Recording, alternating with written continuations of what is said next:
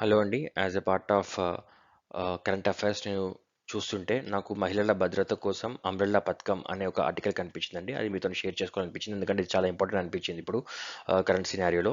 So, మహిళల భద్రతపై umbrella పథకం 2021, 22 నుండి 2026, 25, 26 వరకు మహిళల భద్రత కోసం అంబ్రెల్లా పథకాన్ని అమలు చేయడానికి నిధులను కేంద్ర మంత్రివర్గం ఆమోదించింది. సో, ఈ పథకం ఒకసారి డేట్స్ చూసుకోండి. 2021 నుంచి 21, 22 నుంచి 2025, 26 వరకు అండి. అండ్ ఇది ఎవరి కోసం అంటే మహిళల భద్రత కోసము. పథకం పేరు వచ్చేసి అంబ్రెల్లా పథకం అండి. దీనికి కేంద్ర మంత్రివర్గం నిధులను ఆమోదించింది. సో, ఎగ్జామ్ పాయింట్ ఆఫ్ వ్యూలో క్వెషన్స్ ఎలా అడుగుతారంటే ఇది స్టేట్ అని చెప్పేసి అడగొచ్చు. స్టేట్ వాళ్ళు బడ్జెట్‌ని దీనికి కేటాయించారు అలా అని.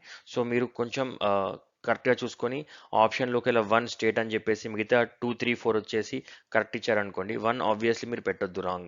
ఎందుకంటే ఇది రాంగ్ అవుతుంది. స్టేట్ కాదు సెంట్రల్ అని చెప్పేసి మిగతాయన్ని కూడా రైట్ అవుతుంది. ఓకేనా? అండ్ ఈ పథకం కింద ఎలాంటి నిబంధనలు ఉన్నాయి? అండ్ ఎలాంటి చర్యలు తీసుకుంటారు మహిళల భద్రత కోసం? So, 112 emergency response support system ERSS. So, emergency response support system 2.0 వర్షన్ని కూడా క్రియేట్ చేస్తున్నారటండి. And also national forensic data centre ఏర్పాటుతో సహా సెంట్రల్ ఫోరెన్సిక్ సైన్సెస్ ల్యాబొరేటరీల అప్గ్రేడేషన్, డిఎన్ఏ విశ్లేషణలు బలోపేతం చేయడం కూడా దీంట్లో ఇంట్రడ్యూస్ చేస్తున్నారండి. అండ్ స్టేట్ ఫోరెన్సిక్ సైన్స్ ల్యాబొరేటరీస్లో సైబర్ ఫోరెన్సిక్ సామర్థ్యాలను బలోపేతం చేయడము, మహిళలు మరియు పిల్లలపై సైబర్ నేరాల నివారణ, మహిళలు మరియు పిల్లలపై లైంగిక వేధింపుల కేసులను నిర్వహించడంలో పరిశోధకులకు మరియు ప్రాసిక్యూటర్ల సామర్థ్యాన్ని పెంపొందించడం మరియు శిక్షణ ఇవ్వడం అనేది కూడా దీంట్లో తీసుకుంటారండి చర్యగా. And women help desk and anti human trafficking యూనిట్లు కూడా ప్రారంభించబోతున్నారంట.